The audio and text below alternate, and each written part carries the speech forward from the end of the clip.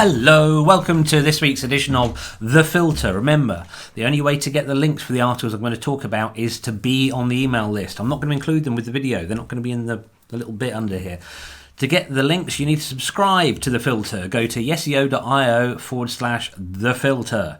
Right, on with this week's topics. The first topic is one I'm very pleased is there, but also one I'm very disappointed is there. It's a really good Search Engine Journal article about helpful content.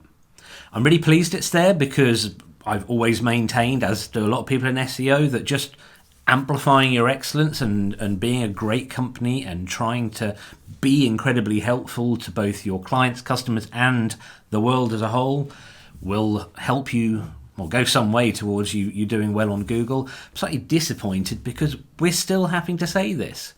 We're still having to give the message that it's not, hey, that quick little tweak there, hey, if you do this magical thing, then your competitors won't, and you'll be... No, it's always about being helpful. So, good article. Anyway, next one, WordPress. I have been around long enough that I used to build websites in Notepad last century, and then something called Drupal came along. We went, hooray! It does it with databases, and other people can log in and change things, but it was really difficult. And then WordPress came along, and we went, hey!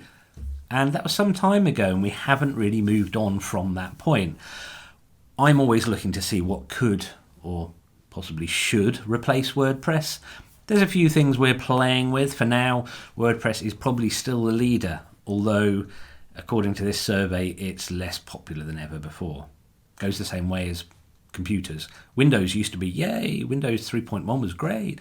And then as it developed and tried to be all things to all people, it changed.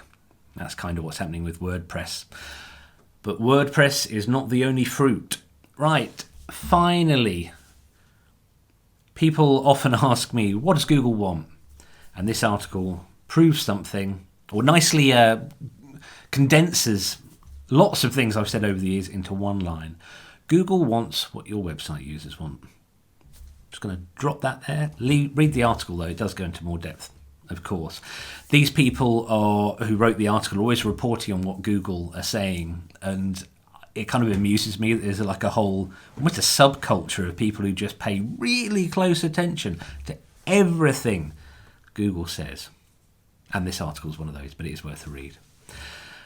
In case you missed it, I interviewed someone very entertaining and very, very smart called Kevin Wiles on the Yeseo SEO podcast. I'll just put a link for that there. Finally, we got the meme. Just a simple one this week. There you go. That is the end of The Filter for this week. Thank you for watching. Thank you for subscribing. Remember, if you haven't subscribed, go to yeseo.io/The Filter.